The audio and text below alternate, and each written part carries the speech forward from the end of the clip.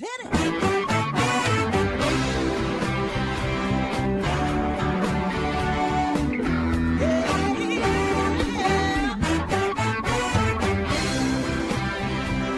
Hi, everyone, and welcome to Alzheimer Speaks Radio. I'm your host, Lori LeBay, and I'm so excited that you're joining us today.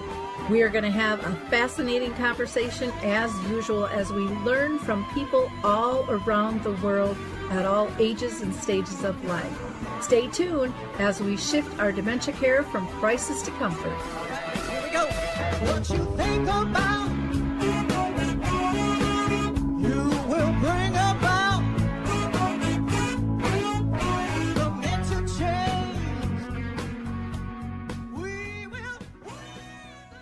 Well, hi, everyone, and welcome to Alzheimer Speaks Radio. I'm your host, Lori LeBay, and I hope you enjoyed the opening music. It's called Clarion Call by the Mark Arneson Band, and you can download that on any of your favorite music platforms if you like.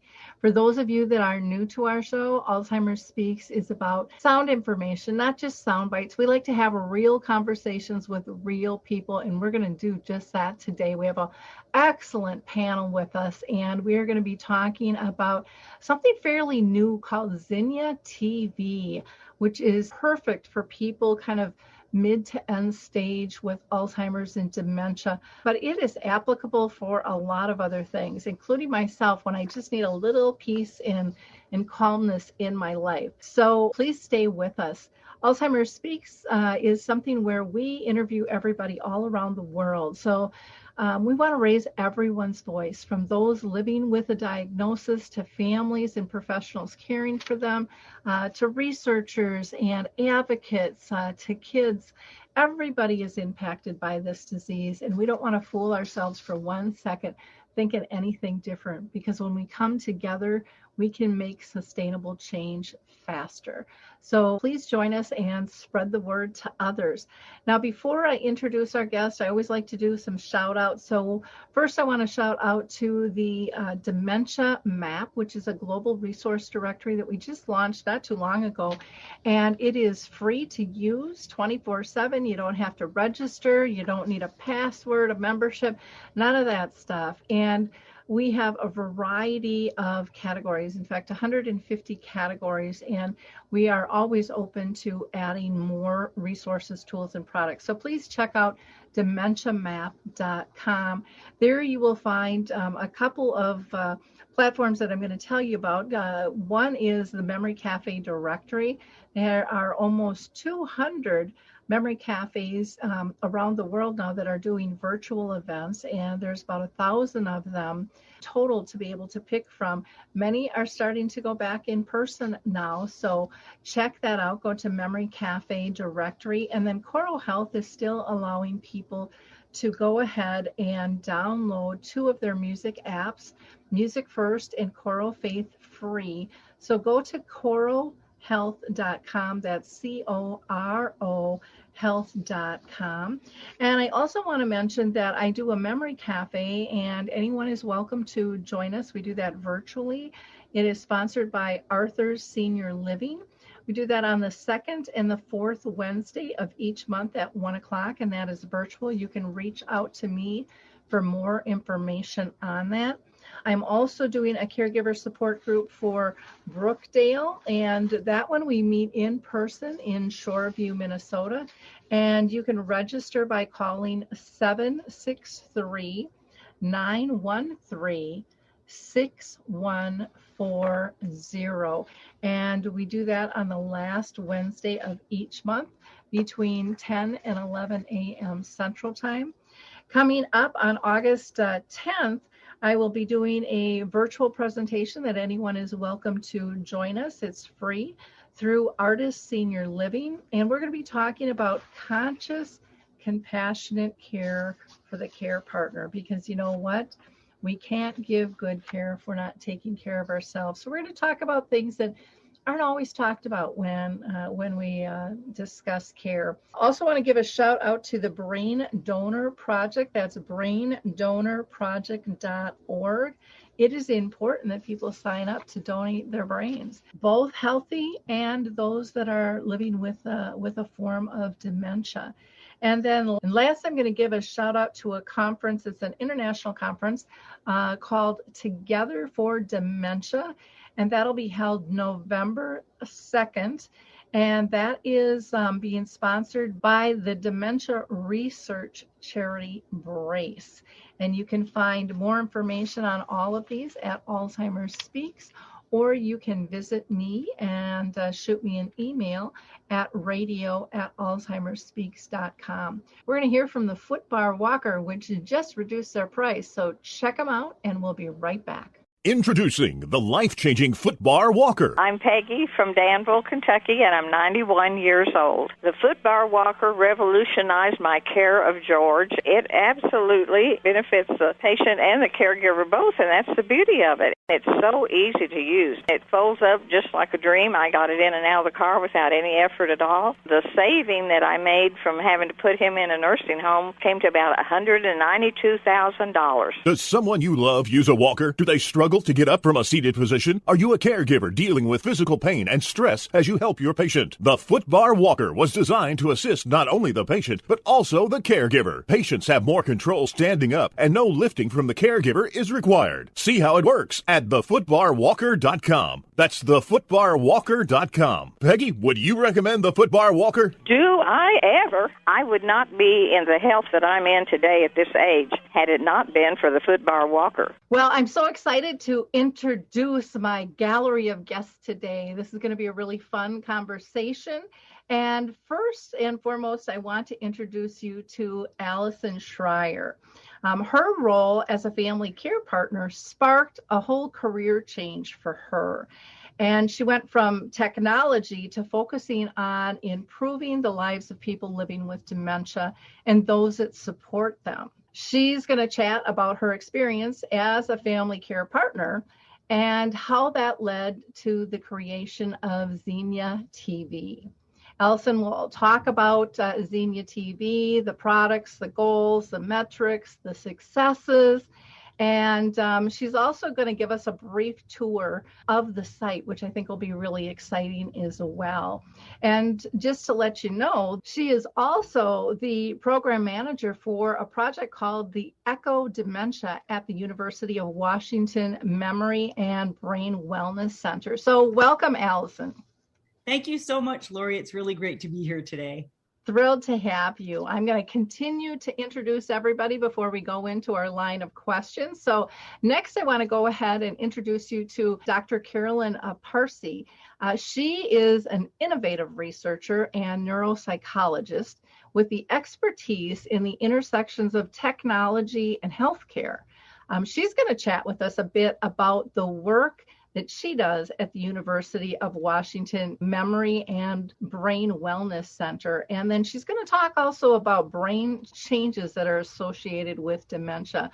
So welcome, Dr. Parsey. How are you? I'm doing well. Thank you for having me. Thanks for taking the time. Next, I want to introduce you to Keri Pollock. There are two things that immediately come to mind when you talk to Keri. One is the woman loves coffee, and two, she loves to engage with her work that benefits older adults and their families. And she brings more than 25 years of marketing, communication, training, and business development knowledge and expertise to aging and social services. And Lord, don't we know we need that. So today, Keri's going to talk about her company, which is called Aging Wisdom, and her interest in supporting the aging population. Among services that she offers, she has a professional care partners that also use the Zinnia TV to support their clients. So we're going to be able to hear from that angle as well. And she's going to chat with us about those experiences. So thank you for your time for joining us today, Keri. Oh, certainly. Thank you, Lori. Great. And last but not least is Carolyn Lukert, and she is part of a team supporting her mom who is living with Lewy body dementia. So she is also a consultant on the Teepa Snow Positive Approach Care Team, which most people in the dementia ring know about that because Teepa has had just such an incredible force around the world in terms of her technique. So Carolyn helps others explore those strategies for their own dementia-related situations. And as part of that role, she also facilitates education and support series for care partners and in their roles. So thank you so much for joining us, Carolyn. I really appreciate it very much.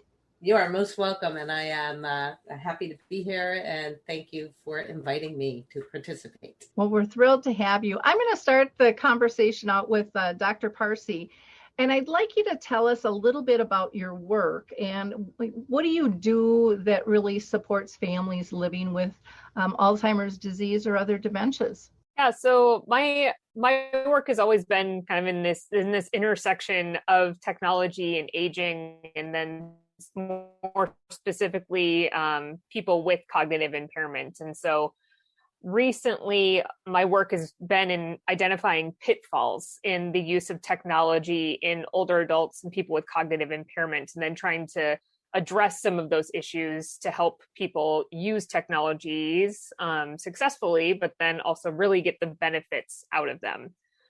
So in the past, I've done work in smart environments, designing homes that can promote living independently, kind of being able to conduct activities of daily living. So the things we think about like cooking and laundry, managing medications and things like that. How can we use technology in order to keep people living independently for as long as possible?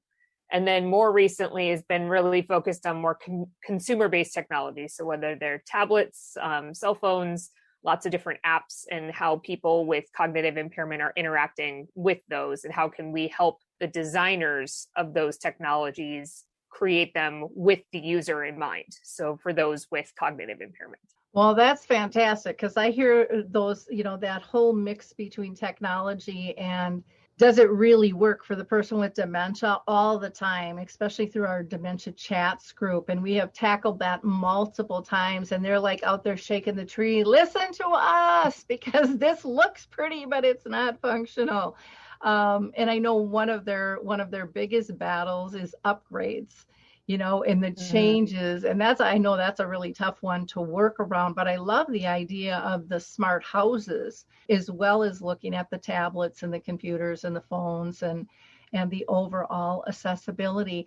I'm just curious, Dr. Parsey, have you personally been touched by dementia in your own family or circle of friends? I have. It's what got me interested in working in this in the first place. My grandfather was diagnosed with Alzheimer's disease when I was maybe about 14 or 15 years old, and kind of became more prominent when I was in college. And so I became more interested and actually joined a lab that was looking at cognition and technology at that time in people with Alzheimer's disease, and it kind of led down this trajectory. And then, several other members of my family have fallen into the mild cognitive impairment range, or various types of dementia, vascular dementia in particular. So definitely runs true to my heart, as well as just a intellectual interest. I always find it interesting, the tie-in, and it's amazing how many people have a true tie-in with this and how it, like you said, projects in their life and what they're going to do with it in making a difference. So kudos to you for following that, for seeing a need and it inspiring you to really make a difference. I want to talk to you too and have you just speak a little bit about brain changes that occur in mid to late dementia, because a lot of people don't totally understand, what's going on, what can they comprehend, what can't they, and why is that? So if you wouldn't mind sharing that with us, that would be really helpful. Yeah, it's a difficult topic to tackle in just a couple of minutes, but I'll do my best. One of the things that is particularly challenging, right, is that we have different types of dementia. We have different causes, or what the fancy word is etiologies, but we'll say causes today, of dementia. So Alzheimer's disease, right, being the most common cause of dementia, and can look a little different than something like dementia with Lewy bodies, especially in that kind of moderate stage. But you can suffice it to say that especially in late stage, we start to see a lot of similarities. So the changes in the brain often can start with difficulties with comprehension or with that short-term memory ability. So people often describe it as forgetting things that they were recently told, or a conversation that recently happened, an event that recently happened, right? And what's happening in the brain is that our ability to take in all of that information and then get it into storage, the fancy term for that is called encoding. So getting information from the outside. So whether that's something we're looking at, something that we hear, something that we may be interacting with,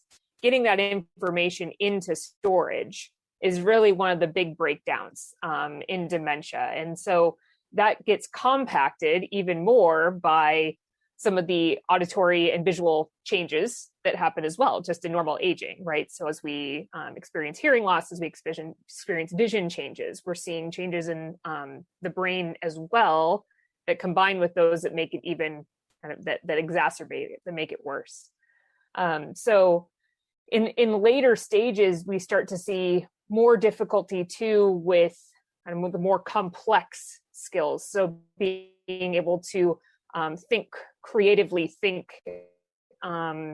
or comprehend complex concepts. And this kind of ties into some of the work that Allyson has been doing with Zinnia TV and thinking about what types of content can people really appreciate and how much is overload, right? At what point is it too much? Oh, that was very helpful. Because again, I think that there's so much information out there, and people don't quite understand what puts somebody in that later stage category. And I can't wait to learn a little bit more about with Allyson and your conversations, regarding how do you present the best kind of product for this stage, because and this is my personal opinion, so comment all you like, but I think this end stage has been an area that really hasn't been addressed, and there hasn't been a lot of support in terms of engagement. And so I am just so thankful that this exists, because I just think this is incredibly important for us. So Dr. Parsey, thank you so much for your time on that. Allyson, I'm going to go to you next, and I want to ask you a little bit about your personal story and your connection to dementia, if you don't mind first. Yeah, so my personal story around dementia, Lori, is most focused on my relationship with my husband. So he we lost him a couple of years ago, but he was one of the rare 5% or fewer of people who received their diagnosis of some form of dementia younger than the age of 65.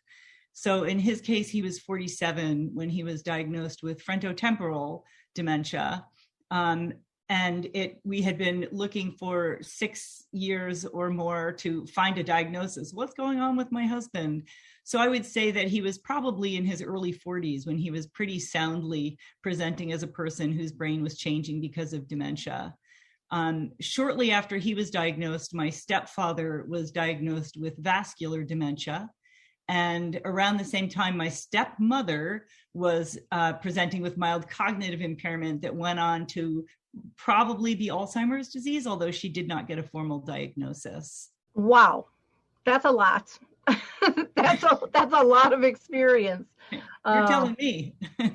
Yeah, I appreciate the fact that you took that and you pushed forward to make a difference for other families. I think that is just so honorable, because you lived it on multiple levels and in multiple relationships as well, because every person, as we know, is different. Every relationship is different, and so it complicates how do you meet that need. I'm wondering, in terms of developing and creating Zinnia TV, how did you take those relationships and caring roles and kind of come up with this idea? Yeah, so an experience that I have in common with many care partners is I reached a point that most caregivers do, I think, where it became too challenging for me to support my husband at home any longer, especially given that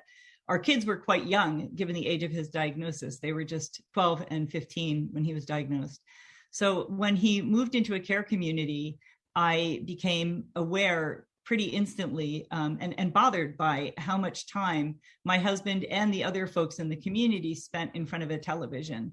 And I had started already doing a deep dive, trying to figure out what is going on in my husband's brain and what can he do and what can't he do. And I had discovered some of the things that Dr. Parsey spoke about, the fact that his concentration was really impaired, and the ability to track rapidly moving images was challenging. The ability to follow conversations was challenging. And I know from the work that I also studied with Teepa Snow and became certified as a consultant. And that's actually how I met Carolyn Lukert. And I know that Teepa talks about the fact that people in middle stage dementia typically can miss like 1 in every 4 words spoken. So it's really hard to track something that's moving at a standard auditory rate. And also people have difficulty tracking a plot because of that concentration ability and the ability to process information as it comes in and the ability to tell fact from fiction. So knowing all of that and watching the people who my husband was with and my husband get agitated while they were watching TV, get bored, fall asleep, lots of daytime sleeping, which then resulted in them not sleeping at night, which resulted in medication to get them to sleep, which resulted in medication to make them stay up. I mean, it was terrible. And so I just thought, wow, why isn't there something that is appropriate for people who are living with dementia to watch if they're going to watch TV? And so I started looking for it. Where is this thing? Where is this programming that takes into account what people are no longer able to do? Well, I think that is wonderful. I love that you pointed out those factors about, the loss of catching all the words, the inability to follow the plot, the fact from fiction. I know for myself as care partner, I didn't know any of those things, really. I knew I could tell that she wasn't following. My mom wasn't able to follow a plot. Mm-hmm. And I saw how frustrating that was to her. And since my work in this, I've heard it so many times where they feel less than. I can't even follow a TV show, and that was something we did as a family just to kind of relax. Or and the fact versus fiction, I think, is really an important one as well, because most people, I think, even in a lot of care communities, don't understand this. And I'll never forget the day I saw my mom just hysterical. And I thought she was upset because I was cleaning out her closet, even though it was under her direction. But that's what I thought it was about. And here we were bombing Iraq on the TV, and she thought that was happening right outside the door. And she, just crocodile tears, scared to death. And, I was trying to calm her down. And as care partner, I didn't make the connection. And then all of a sudden it hit me, and I turned off the TV, and boom, instantly she was calmed down. And so these factors are extremely important to families and communities and really anybody that serves, how these things can come into play. Why don't you share the screen?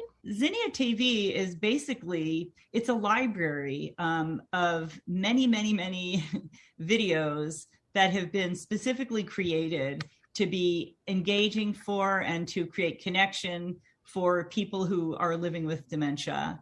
And so they are short videos, generally about 10 minutes long, bunch of different categories. For people who are not watching the video, there are videos that have to do with nature, with places, with interests, animals, and nostalgia. If I just open up the nature videos, for instance, I can just click on it. I have the option to watch all, which means that it will automatically start playing the first video in the library and then move on to the next one and the next one. And so we see that we have things like the forest, birds, underwater, flowers, night sky.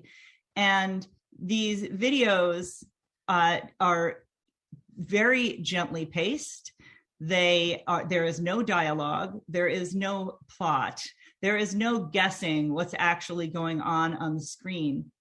We at Zinnia TV do not at all advocate anything like, hey, we've created this TV station, so now you can park somebody in front of this all day long. We don't think anybody should be left in front of a television all day long. But what we do think is that if people are going to watch TV, it could be helpful for them to watch something that will allow them to make a greater connection. And what we have found is that these videos are also an opportunity to create engagement and connection between the person who is watching TV with the person with dementia, where we can have reminiscence about the time that we were looking at flowers, or that we took a nature hike, or that we hung out and watched a bunch of birds.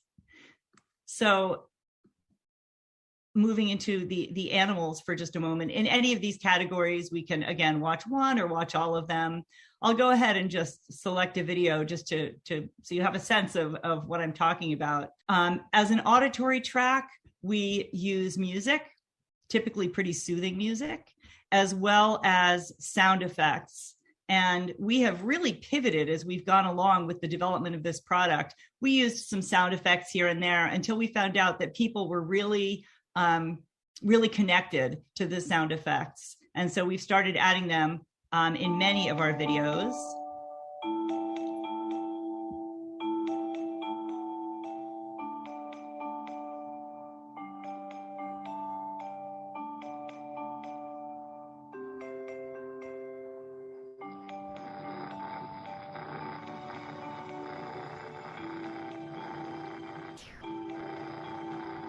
I feel a need to pause there in case people aren't watching the video and they're just listening, that wasn't the sound of everybody snoring. That was the sounds of the cats purring. So while the videos are playing, I have the option to go in and manipulate the speed. So even if this is still too fast for somebody to be able to process, I can go in and drop it down by 50%. And we find that especially for people who are caring for folks with later stages of dementia, that's a feature that they really enjoy quite a bit. Something that we've added to our library that I really like a lot are these activities, and activities that can be shared in individual or group settings. We have sing-alongs in different languages. We have games like trivia and conversation starters. And we also have videos that are focused on activities of daily living. So if there is somebody who, for instance, is less likely to take a drink of water on their own, or to want to eat, or to want to bathe, the idea is that we can play the Stay Hydrated video or the Get Clean video to give people a sense of what's coming. There is a care community that has been working with us who uses this Eat Lunch video, for instance. They play it as people are coming into the dining hall. And what they found is that it has really had a calming effect. As people are moving into the dining hall, they see the video playing with food being prepared, people eating food, and then suddenly they understand why I'm here. I'm here to eat lunch. And so it gets rid of confusion and agitation, which is really a lovely thing. And then we also have greetings videos where we have dialogue, but it's very, very slow paced, very clear. And the idea is that we're doing simulated presence therapy, where we have a person who is explaining things and talking in a really mellow tone, helping people understand what it is that they are seeing. So that's kind of a quick overview of what Zinnia TV looks like. So Zinnia, Zinnia TV. Well, you know, what I love about this is just the calming effect of every single category.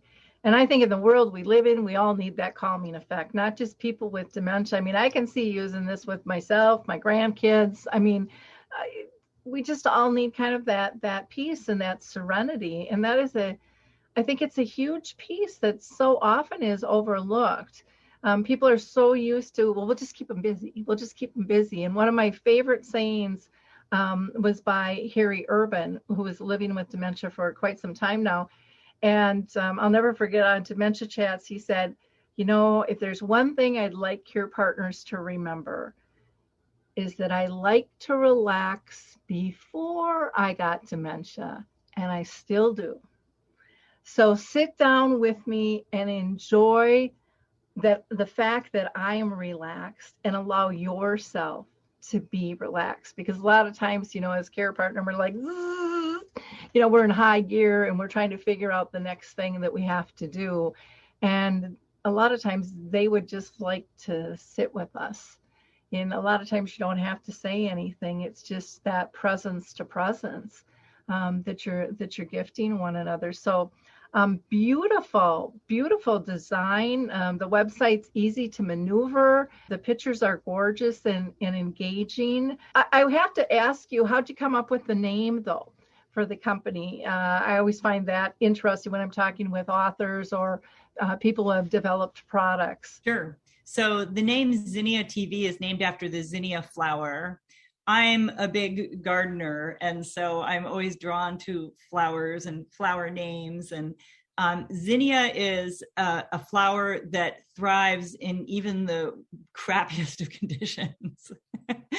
So even when things are terrible, zinnia flowers still seem to bloom and to look beautiful. And so we just want to honor the fact that people living with dementia can still thrive and can still bloom. Additionally, I know that flowers often have like a meaning, and the meaning for the zinnia flower is actually memories of a forgotten friend. So those two things come together. Something else I just wanted to point out briefly, because you mentioned the beauty of the Zinnia TV site and the content. When I had the idea for Zinnia TV, I started hunting around for but who can make it? I mean, I have an idea, but then what do you do? And so I wound up meeting a phenomenal guy by the name of Frank Lee, who it was formerly with Apple, where he designed their Memories product, which is the product that allows photos to turn into little videos on your phone. And so I, through connections, reached out to him and explained what I wanted to do. And he said, I can do that for you. So that's what he did. Wow, how cool is that? Well, he's done a wonderful job, and what a great team you've made together. And I love the symbolism of the name. I mean, it really is just perfect, you know. And to me, I think bringing and shedding light on the beauty that is still there, you know, with this disease, I think is extremely, extremely important. So who's your real target audience here? I mean, I know I babbled on of I could use it, my grandkids could use it, but you know, who are you? Who are you after, I guess? So along those lines of Zinnia TV appealing to a cross-section of people, I will just share with you what I thought was a funny story. A friend of mine reached out, who I had sent the link to, reached out and said, oh my God, I find that I have been sitting now for an hour and a half just binging your videos. I love them. Does that mean I have dementia? No. It just means you need to calm down a bit. But I think that the original audience for me, like the truest to my heart, is family care partners, because those are my people, right? That's where I come from, is how do I, as a family care partner, know that, for instance, I can put this little video on. I'm going to put on the ski video because my husband is crazy about skiing, and I'm going to take 10 minutes and I'm going to clean the kitchen, or I'm going to go fold some clothes. And I know that for this little window of time, he's going to be absorbed. So that is what really spoke to me. And also later in the disease, when my husband could no longer talk, if I were to show him a video that was really captivating for him, we could still have a connection about it, because I could say, look at that dog. Doesn't that dog look like Sam? And we would be right there together. But what we've found is that professional care partners also find Zinnia TV to be a great tool for engaging. And in long-term care communities, people who the example that I gave, using it in the cafeteria, for instance, or activity directors. We hear from a lot of activity directors who like to use this to build activities around it with groups of people. Which I can see that making a ton of sense. So really very universal. I mean, one thing I wanted to ask you is, I know I saw this over in the UK and I can't remember where, because I talk with way too many people and I can't store it all in my brain. but they set up a room and they had, they did projections like onto the wall. So it was bigger than a TV. And I just, have you done any of that with your videos where it's not just, I mean, and I hate to say just a TV, but where the impression is even bigger than that. And then it looks like Dr. Parsey has something to add and some knowledge on this as well. But so, yeah, I'll just briefly say that we love it when people are using a large screen TV. There's a page on our website where we have tips, and one of the tips is make sure the person can see it. Just because it's lovely video, it's not going to do anybody any good if they're 20 feet away from it and their field of vision, stops at about 10 feet. No, we have not had the opportunity to go up on Times Square or anything, but we would love to do it. Dr. Parsey, did you have something you wanted to add? Yeah, this is it's such a neat project and something that I've been talking with a few of my colleagues who are more in the environmental sciences and folks who are very invested in the concept of nature and health and bringing these together and, using those large projections to have this kind of almost like an immersive experience, kind of this, it's not quite virtual reality because it's not full 360, but just having these, almost that IMAX experience where because it's so big, it feels like you're part of it.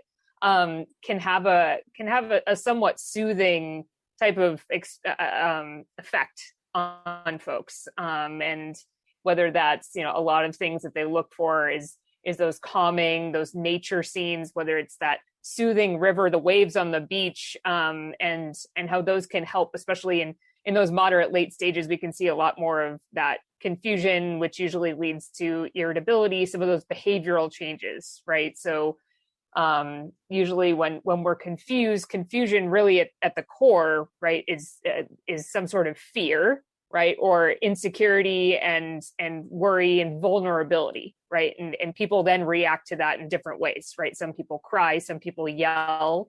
So those are really the behaviors that we're seeing are a response to that, right, of that vulnerability and fear. And so some of those big projections and kind of that more immersive experience can not only be helpful in that calming, soothing way, but then as Allyson was talking about a moment ago, of having that social connection with it too. It allows, more than one person to be watching this at once, right? So if you're talking about an assisted living facility and you have multiple people sitting around, well, that's an opportunity potentially for them to connect about, if they're watching dogs or cats, remembering their pets, because those might have an emotional connection. We often remember things that are emotionally attached far better than kind of your typical facts and figures, right? So it's I feel like it's dually helpful. You have the social connection piece or the opportunity for social connection, but then also the content itself and what it's doing for you. I had an amazing experience at a care community where we were playing the waterfalls video. And here I am thinking about care partner to person with dementia connection. And then I hear behind me these two ladies who have fairly advanced dementia, and they scoot their chairs closer together as they're watching the waterfalls. And one says to the other, I believe I've been to that waterfall. And the other one says, why, I've been there too. And then they carried on a conversation while the videos were playing. And I thought, oh my gosh, I love this. It's a beautiful thing. Dr. Parsey, has there been research in terms of the physiology of the body changing, with this calmness and things? I don't know if that is something that you're familiar with. I can speak to it a little bit. So, the parts of the brain that are really that are managing a lot of behavior and emotion are very rudimentary. We're talking about, I sometimes call it our lizard brain. It's the oldest part of the brain from an evolutionary perspective. And so these are some of the things that are still relatively intact for a very long time. There's a reason why we remain on the top of the food chain as humans, and the ability to preserve a lot of these things is one of those. The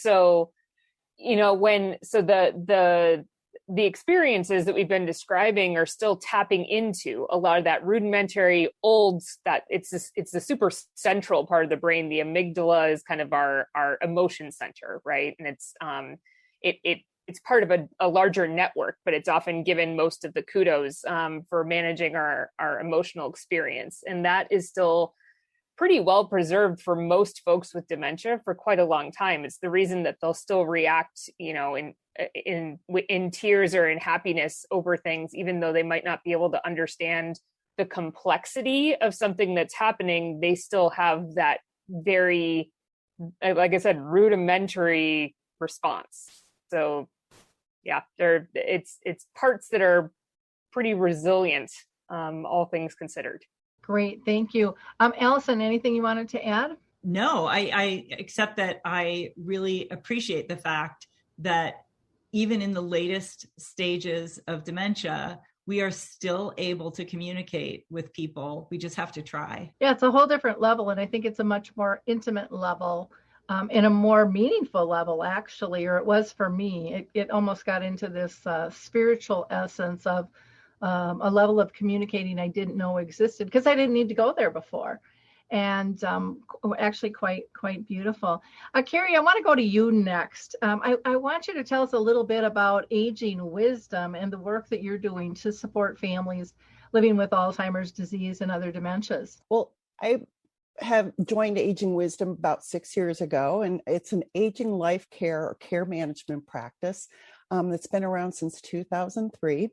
And we really help families navigate options for aging well and caring well and living well. And so part of our service offering is creative engagement. So we have a creative engagement program, creative engagement specialist, and that's where the magic of Zinnia TV comes in. When Allyson was first introducing this product, she shared it with us, and our creative engagement specialists have used it quite successfully with clients. And most of our clients are experiencing some level of cognitive change. Okay, great. Now, one thing I didn't ask you, and I should have initially, was have you been personally touched by dementia in your family or circle of friends? And has that impacted your work? Oh, of course. Yeah, it's a large reason that I was really attracted to the field of aging to begin with. I have both my grandmothers. One grandmother had Alzheimer's, the other had vascular dementia. I lost my father to Parkinson's and Alzheimer's disease. And I have a father-in-law who is in the end stages of Alzheimer's. So I have a real strong connection and a really deep interest. Yeah. Another one with multiple Sure. levels there and multiple types. So thanks for sharing that. That always, I think, just helps our audience understand where you're coming from and kind of the passion behind, I think, the work that you do as a whole. How have you found Zinnia TV helpful in terms of your work, and what kind of response are you getting from both individuals and family members? Oh, sure. Well, I would say I can give you examples specifically about how my colleagues have utilized it within the context of our creative engagement program. So with the creative engagement side of Aging Wisdom, with the care management side, you're really looking at the healthcare, the medical care, and those sorts of really important parts of, an individual's overall health and well-being. But often what gets neglected and overlooked, and I know that Allyson saw this as she was describing earlier, especially in a lot of, care communities, is just feeding that creative, the spiritual, the emotional, the mental side, and really just the sense of purpose that we all have, even, towards the end of life. And so where Zinnia comes in is we use it really intentionally. So with creative engagement, it's very tailored to a person's strengths, and it's tied to an individual's interests and, their personal history.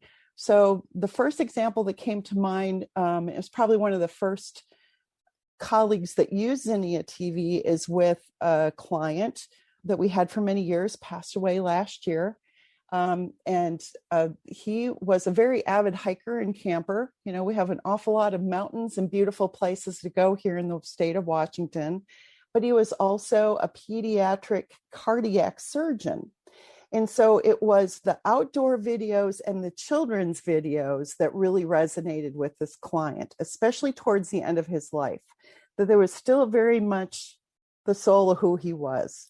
And so Amy could share those videos with him, and sometimes it could elicit conversation, but more than anything, it had a calmness that would settle over him if there perhaps was just a little, agitation. Sometimes it could lead to a reminiscence or some sharing conversation. But that was just really tailored to who this particular client was and just worked really beautifully. Another example I'm thinking of, my colleague Sonia has a client who is multilingual and also is a world traveler, and additionally was an ambassador. And so again, there's these travel videos that are part of Zinnia that Sonia uses with this particular client. And it's used more as conversation prompts, because that's then where this particular client can share about her world travels and the world leaders that she has worked with.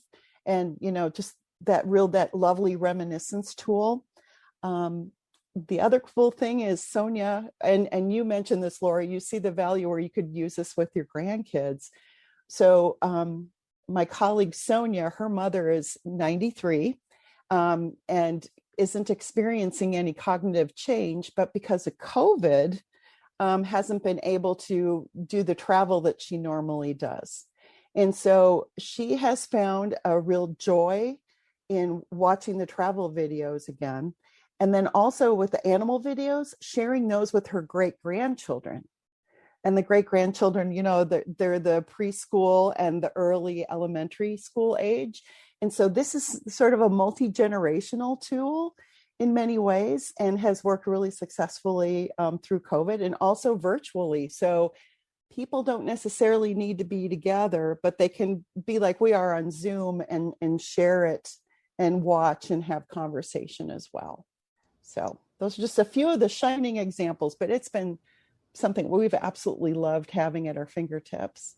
Well, it's wonderful. One of the things that hit me when you were, talking about, people kind of get in that sense of calmness, and we've mentioned that. And I think, with calmness comes kind of that joyful peacefulness that I think is undervalued a lot, and overlooked by people.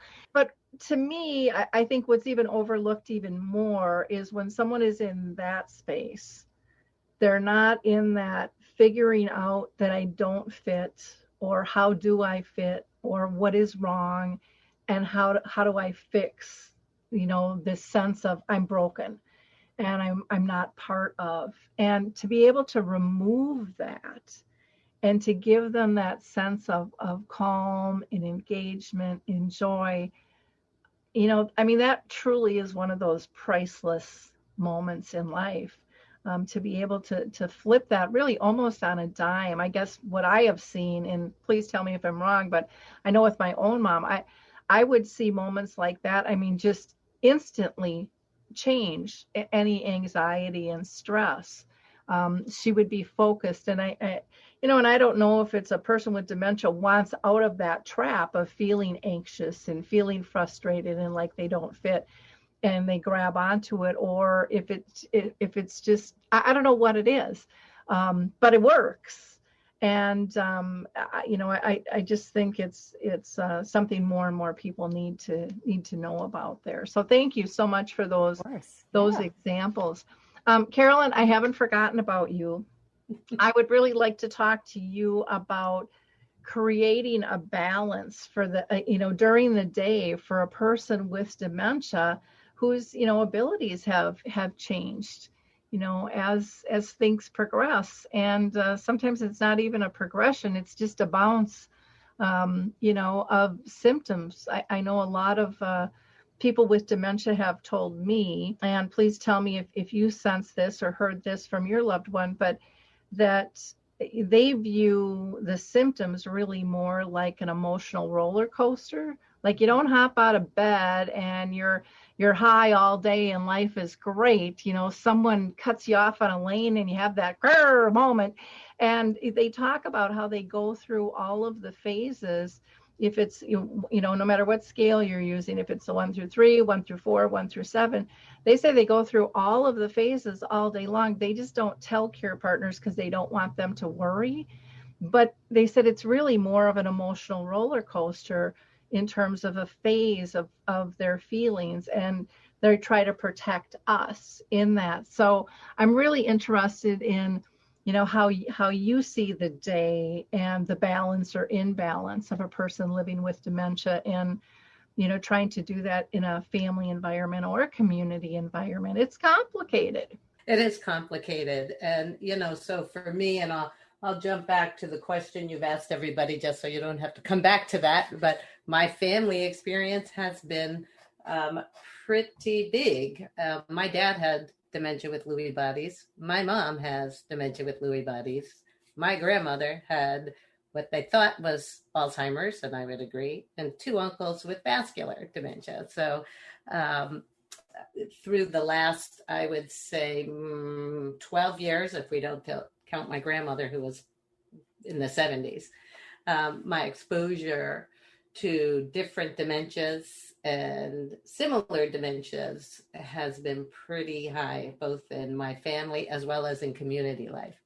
And what I do notice and have noticed, Lori, is that you are right. There are fluctuations hour to hour and day to day in a person, and where a person is in their experience and what they're encountering and how well they are able to manage their own emotions. And, Dr. Parsey mentioned amygdala management. And, I will tell you from my own perspective that Zinnia TV has been incredible in terms of helping with calming an amygdala. And in my mom's case, who is, now my area of focus, or my person of focus, we've recently had some challenges with her own health and had some hospitalization and rehab, and just very recently now living in memory care after having been supported at home for 5 years or close to 5 years. And if I didn't have Zinnia TV, I'm not sure how I would have made it, quite honestly, during times of crisis when I could just literally pull out my iPad and call up Zinnia TV and just help transition her when we were in the emergency room for 2 days straight, or coming to visit in rehab when, because of COVID restrictions, we could visit 2 times a week for 45 minutes at a time. And we had to first transition into that visit because she was so upset. This became just a critical tool for us. And just now on a day-to-day basis, I think what I can really appreciate, and Allyson, I don't know if this came from your exposure through PAC or somewhere else, but the fact that in the full complement of choices in Zinnia TV, you hit all the areas that we talk about for a balanced day: rest and restoration, self-care, fun and play, and even productive activity, which everybody needs every day. And it helps. It's just such a nice way to structure, Keri, you talked about a real kind of mindful approach to creativity and to using Zinnia TV. And absolutely, I subscribe to that same theory. How do we use this wonderful technology to be able to create that balanced day that a person living with dementia so needs, and needs help, just guidance and support to get there. So for me, it's been really helpful. both personally and in my role at PAC. I do consultations with families around the world. But I can't tell you the number of times when a care partner might say, I just need 10 minutes to do something. But my person, my loved one is shadowing me all the time. And we talk about using Zinnia TV, or how do we use it to help transition? Allyson, similar to you were saying how using Zinnia TV in a community environment to help transition as people are coming into breakfast. It's just, I'm amazed at how well thought out the categories are, the music is, the games. My mom's favorite is the Famous Faces trivia that we probably have played.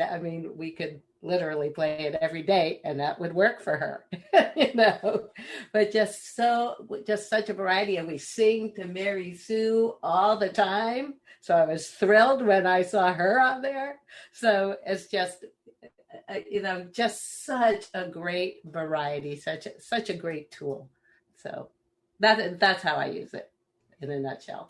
Well, I appreciate your feedback and your insights on that. I just think, how cool would this be in so many different settings, from a clinic to a hospital to a dental office to, even on an airplane. People get anxious and different. It's endless, the use that this could come into play. In the care centers, at home. And I too was going to mention the music, because I think that is such a big, important piece too for people, where they get so much joy and so much pleasure. I can't thank you all enough for spending this time with us. Allyson, I want to ask you, what have we missed that you want people to know about Zinnia TV, and how do they sign up and access it? For themselves. Thank you for asking, and thank you for having us. Zinnia TV is just available. It's a website, zinniatv.com, ZINNIA, like the flower, TV.com. And there are a bunch of different options that people can use to watch it. There's always a free channel where we have just a small sampling of videos, but for people to just try it out and see if they like it. And then we have a subscription, a very low cost subscription service to keep the lights on. So that is available. It's all of that information is on the website. We also have posted 1-minute clips of many of our videos on YouTube, that anybody can go and just check those out.